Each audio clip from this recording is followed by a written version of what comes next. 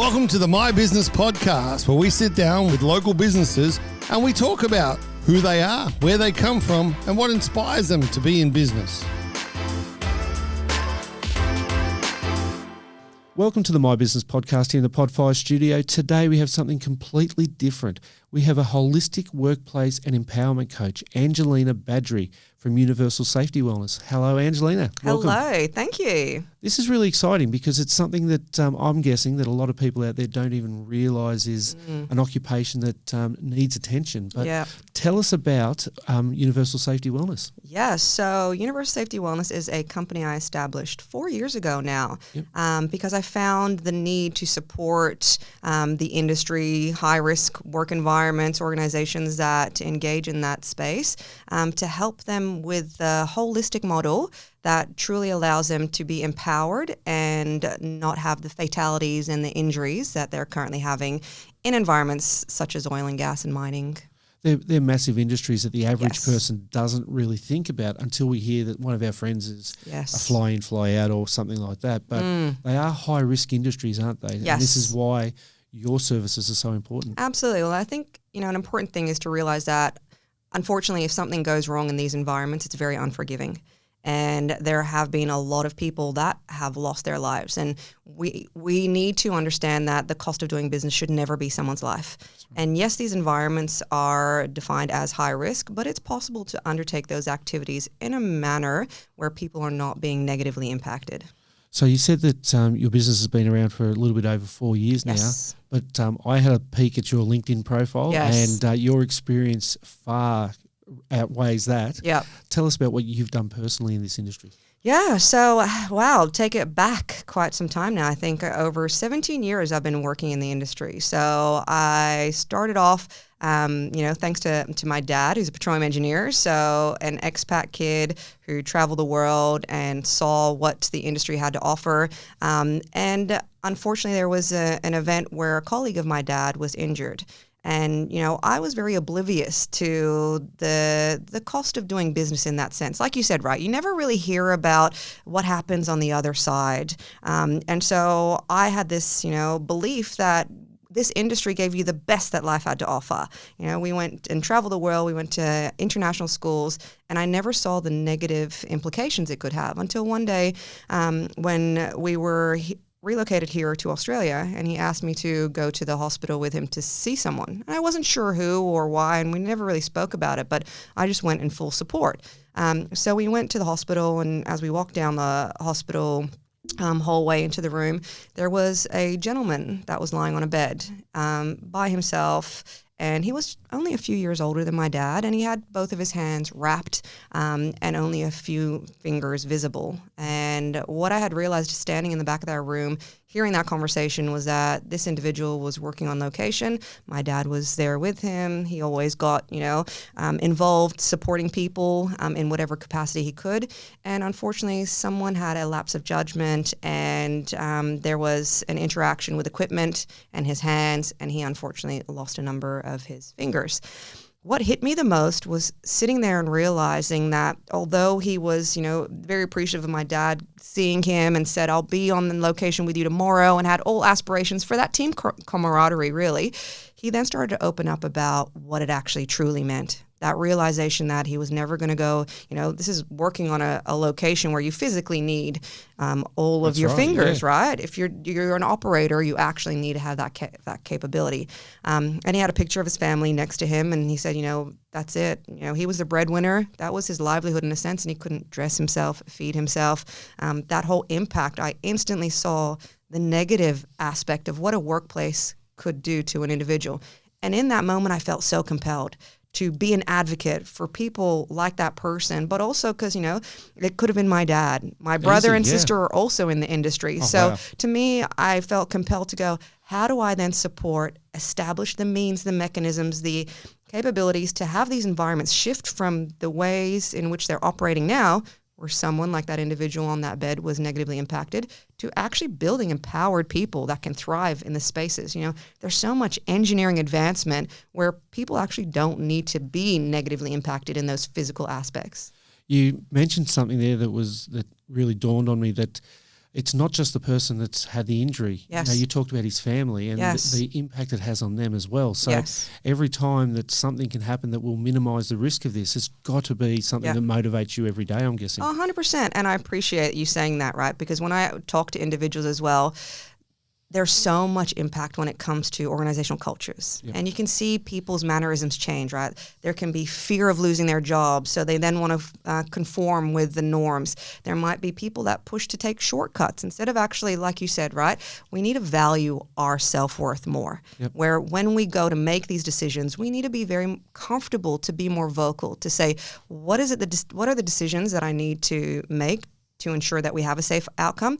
And what are my motivations? So like you said, right, for my family not to be negatively impacted, myself, for me to enjoy what I do and not have any implications as well to the people around me, and then redivert that, because motivations change every day, right? And you can have, for example, time pressure, there's certain aspects of schedule, whatever it may be, and people's then motivation and decision-making changes. So I might feel a little bit more comfortable to, take a little bit of a shortcut and go in this direction. But we always need to revert back to that essence. Why do we need to do what we do to keep ourselves and others safe? That's right, to get that understanding.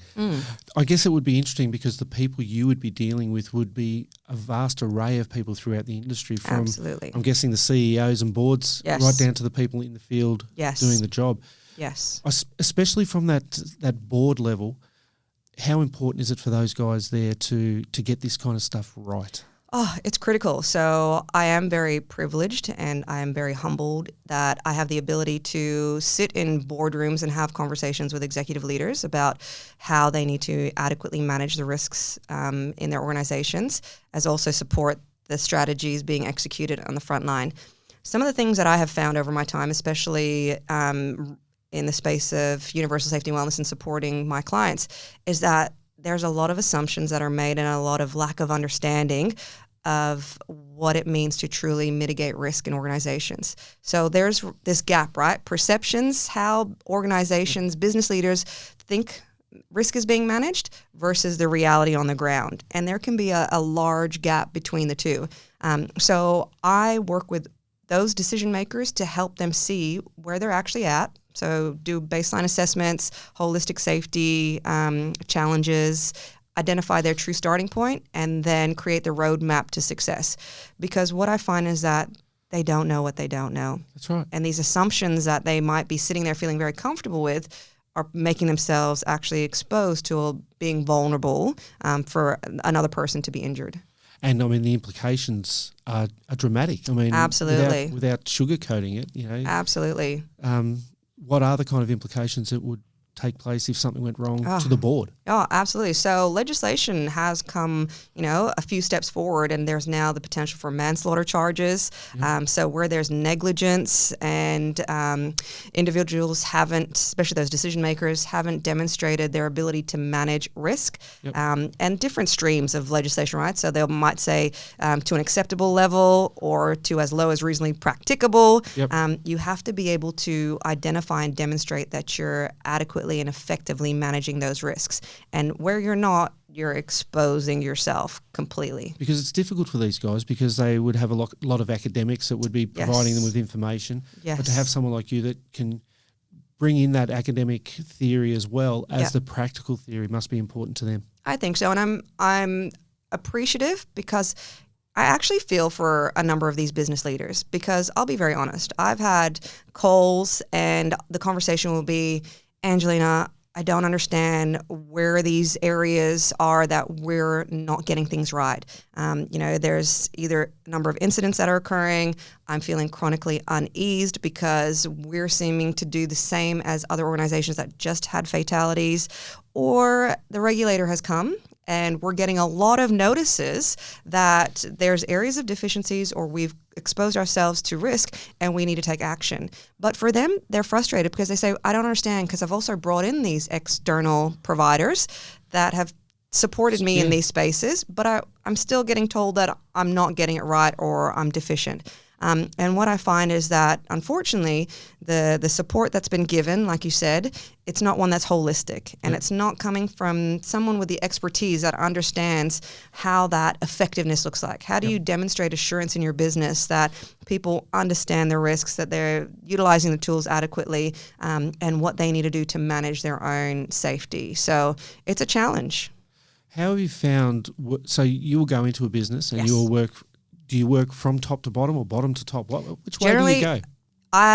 It has to be from the top to bottom. So in order for any engagement piece to be successful, you need the buy-in from the leadership team. Because whilst there will be, your champions at the front line trying to do their best to be an advocate around safety, if you have conflicting direction given, and I've seen this in other organizations, right? Because I will tell people I'll back you 150% when it comes to safety. If you feel uncomfortable having a conversation or challenging someone, I'm happy to do that. But when I go into these organizations, I'm building these empowered frontline teams, it's challenging because then when I go out there to go, okay, well, when I'm looking for what good looks like, why have we not progressed as much as we should have? When your appetite and your willingness to want to, develop and nurture your capabilities is there, when I come, it seems like we've taken some steps backwards. And I'm very, not necessarily surprised, but it's disappointed in a sense because they'll say to me, Angelina, we appreciate what you're saying. We believe it. We've been working on it. But what do we do then when we see that you talk about the way in which we need to do business in a safe manner and an effective manner, but we then have someone who is a manager or has more authority telling us, nah, this is what you need to do to get the job done, because they haven't yet gone on that journey to appreciate how to have that organizational safety aspect be a symbiotic relationship. Which is why the top to the bottom Yes. technique is a must, it sounds like. 100%. And it's not just, I know your speciality here Yes. is in those kind of industries, but I'm guessing people who are listening to this will go, you know what, that's the same in my industry as Yes. well, that if you don't get that buy-in from the top level, it's just not going to work. Yes. When you speak to people out, I don't know how do they describe it, out in the field Yep, or in the mines? absolutely. Yep, when you speak to people out in the field, how do they react to it? They're actually really open. I'm always appreciative because I like to have honest conversations, and I'm a very forward person. So it's interesting because there's always, unfortunately, been a distaste when it comes to safety. Yep. In many A workplaces. distaste from which direction? From the people on the ground. And I've seen it, right? Because over the time, safety professionals were brought in to be the police officer. Yep. They came in and there wasn't Told you what to do. Yes. So instantly, right, it's a challenge because you'll go into work sites with people that have been around for a long time as well. Yeah. And will say to you, love, I remember when I was working and we didn't have to use these tools and there weren't, back in the day, the good days. Back in the day. Right? Yep. But then they went through this transition. Then came these safety professionals that came and had that policing attitude, and I'm going to write you up. And so it can always be a challenge. But what I find is taking a different approach, taking one where you start with compassion and care. You're able to share your own story. And I think this is why I'm really driven to help individuals see their self-worth, because I purposely chose to expose myself to working on locations, to working in environments where people on the tools were actually doing the job. So, I've worked in a refinery, on a drill rig, construction sites, mining sites, you name it. I've generally put myself in that environment to understand it from the perspective of the end user, the person that's exposing themselves to the line of fire, to see what their challenges are, from either as an individual, as a team leader, as a supervisor. And so I understand and I can connect with them. And I can be very vocal in saying, you know what? These are challenging times. You know what? Sometimes you do come to work and it's hard and you don't want to talk to people. You don't want to deal with the politics. And, I laugh with people because I say, as I've progressed in my career, I tell people it's like the show Survivor, but workplace Survivor. I love Survivor. Right? Yep. Me too. I'm the biggest fan. But the unfortunate thing is we've never... through, think of your education, right? High school, or if you did any tertiary studies, you never actually got taught the game plan on how to survive in your workplace. You can learn technical skills, but then you suddenly get into an environment where there's politics, there's relationships, there's all of these things that's happening. And I laugh with people because I'm like, wow, I've suddenly walked into Workplace Survivor, and now I'm walking into a meeting potentially, and there's alliances that have happened without me knowing it, and I might be the one that's voted off the island. We might need to get Jeff in on this one. 100%. He can run the tribal council for us. Yeah. But it, honestly, and it feels like that. That's right, yeah. It's the dynamics. Because we get taught the theory. Yes. We don't get taught what it actually means in practice and how to apply that theory with a group of like-minded people. Absolutely. And I'm guessing, too, in the mining industry, there'd be a lot of people that just think they're bulletproof. Yes. You know, and it'll never happen to me. Look, I don't need to wear that, do that, whatever. Yeah. And that would be a real challenge for you to absolutely change the mindset. Well, that's it, right? And this comes down to also the reason why I'm passionate about having a holistic approach. Yep. Because it's about giving clarity that it's the influences of how people think, feel, and act, not only as an individual, but as a business. And when it comes to business, we need to consider the three holistic aspects: the work, the workplace, and the worker.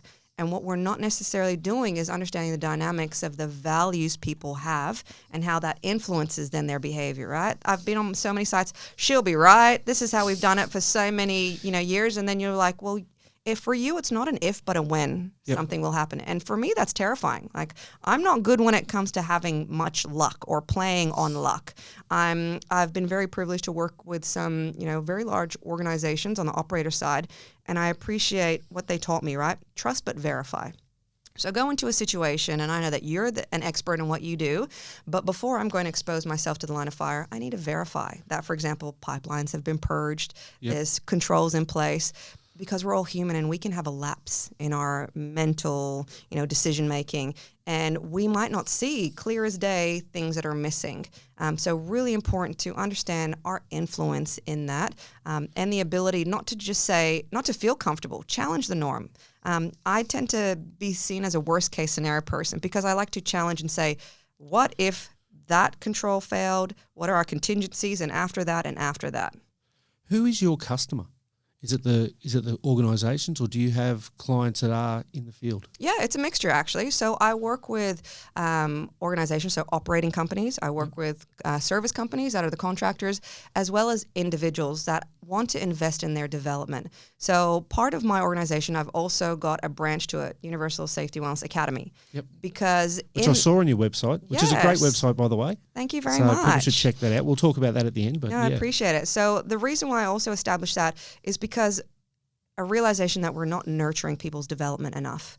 I appreciate in many organizations, there's also friendships that are formed, but they tend to go, you know what, we found the best operator. And they're really good at what they do. And now either through, changes in the business or the desire for them to then take a step up, they get promoted into these roles. And now they're a really great operator with a supervisor or superintendent title, maybe even a manager title. And then they're just here, set and forget. Yep. You're now meant to sit into this space where you've got new responsibility, new accountability, but they have not been supported, right? And I feel really taken back for these individuals, because then when I go to locations and I'm looking for the areas that we can improve and strengthen, I work with individuals and help them understand what does good look like when it comes to doing business well, being a high-performing team. And when I'm in these, let's say, for example, I'll go out in a light vehicle with a newly appointed supervisor, superintendent, and I'll start asking the questions. I'm a very inquisitive person, right? Yep. I want to understand the thinking and how we got to ensuring and feeling comfortable that the job that we're doing is safe. And I'll ask, so, what was the planning aspect? How did you identify what are the main risks when you've engaged with third parties? So we got some contractors on site. Yep. How do we know that they've got the capabilities and the competencies? Talk me through that whole process. And I'll feel the emotional heaviness suddenly shift in that car. And it's for no desire to I've never belittled anyone, but it's for me to see what teachable moment potentially is there here. Yep. And they'll turn to me and say, well, you know what? Really good questions, but I actually don't know how to answer any of that. And I don't even realize that that's part of what I need to do, because I'm a really good operator, so I'm output driven. So I'm looking at this bubble, I have my, tunnel vision, and everything else that you spoke to me about. No one's told me that I need to do that. All of a sudden I've got a team to worry about. Right? And no one actually has shown me how to do that planning aspect. And then it's unfortunate, because then I'll look at them and go, oh, okay, so how are you then feeling comfortable with the direction of, where you're leading to in this space, doing your job. And they'll say, well, I was just mimicking the person before me in this role. And it's unfortunate. And I'll be very blunt, right? 'Cause sometimes I'll be like, well, that person was not that great. So you're not really learning from excellence in a way either. And so with the Academy, I'm working with organizations to help them actually build empowered workforces, because my fundamental belief and what I've seen throughout my whole career working both operator side, on the contractor side, is that if you have empowered people, you will create safer workplaces. You will create more professional, more productive organizations.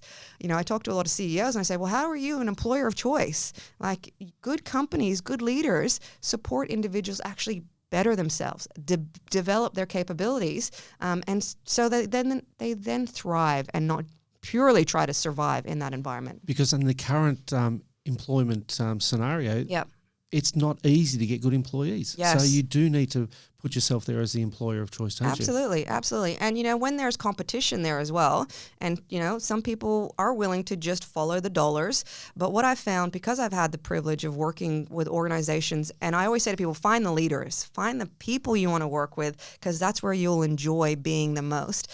Those work environments were the ones that actually invested in my development. They're the ones that saw my value, that said, how do we partner with you to help you be that next level professional? I'm so humbled. I remember working for a large oil and gas company, and the health and safety director said to me, one day, Angelina, you'll be sitting across the table from me in a director's position. And they wanted to support me through my growth in my career. And I was so humbled, right? But that makes you want to stay. That makes you want to be part of that team. Because you feel like you're appreciated in what you're doing. Absolutely. With now, before you came in, it was about 15 minutes before you came in, and I'm looking through your website and I've read all your stuff. And I've gone, holistic workplace empowerment coach, holistic. How does that fit into this kind of industry? Yes. Because I think people look at the word holistic and think of health. Yes. You know, natural medicines and things like that. Very much so. But it makes so much sense. The more I'm talking to you here, the more it makes sense that we're not looking for the problem. We're trying to make sure that problem never happens again anywhere within that organisation. I think you should be commended on that title, because it's something that I don't think your industry is the only one that needs it. Yeah. Your industry, obviously, it's the health and safety impact is huge. But I think a lot of businesses should be looking at their business from that point of view of what's the root cause of what's happening. Let's just look outside the box. Let's look at the whole Absolutely. Whole You're certainly one of the most passionate people that I've spoken to. Thank you. It just oozes out of you how passionate you are about it. Yeah. What's next for you? I am excited to continue on the path in trying to be a change agent. So I'm excited about the conversations that are being had with industry leaders, with decision makers about adopting this holistic approach. So what I would like to see is that we support more organizations, more industries to adopt that holistic approach. Because what I'm finding is that motivations vary, right? And especially with these organizations, it's still very reactive. We're still not quite there in terms of moving forward because we want to. Like you said, with the passion part, right, which I appreciate. So organizations and business leaders tend to do things because they're forced to. An incident's occurred. Yep. There's legislation. It's mandated. We have to. Or there's a client requirement. So it's still forced upon us in some way. So still very reactive instead of saying, you know what? How do we just be better? And what I've found has been the most successful for my clients is when I've been able to engage with CEOs and business leaders that have been vulnerable and transparent enough to say, you know what? What's worked for us in the past hasn't got us to where we want to get to. We're open to considering a different pathway and taking a different approach. Angelina, can you come and provide us some support in that space? And I have partnered with these organizations, and we have gone to their whole workforce and empower them to be part of the solution in terms of that step change of how business is done. And I was so humbled. I went and did a roadshow with a client, and I was speaking to the workforce about how they, get involved and change the trajectory of how work is done. And it was interesting because one of the questions that I ask when we start breaking off into work groups is, well, what does good look like? From your perspective, right? We've talked about challenges, your motivations, how do you become a leader in that space? And I was so humbled because an individual said, what does good look like? And they said, the future of this business. because this is the direction we're taking. And that was something different to them, right? It was about building an empowered workforce. And for them, that was something different. But it comes back to that building and, nurturing the development of high-performance individuals. So universal safety wellness, the journey has just begun. Yes, which is amazing. And I can only think that the great outcomes you're going to create through an industry that really is going to benefit from them. So I appreciate that. You won't believe how quickly this time has gone. I've just been blown away with it. Yeah. How do people get in contact with Angelina? I am on LinkedIn. You can also contact me through the website. Reach out personally and send me an email, give me a phone call. I love having conversations and seeing how I can support people on their journey to success. So universalsafetywellness.com is the website. I just put Universal Safety Wellness into Google, and the amount of stuff that came up on that was amazing. And it took me to your LinkedIn page as well, which was a great insight into the person you are. Thank you so much for coming in. It's been an absolute pleasure having you here, and I hope to see you again soon. Likewise. Thank you so much. Thanks, Angelina. Thank you. Thanks for listening to the My Business Podcast, brought to you by Media 8 on the Podfire platform. If you want to be on our podcast, please reach out to the team on all our socials at mybusiness.pod.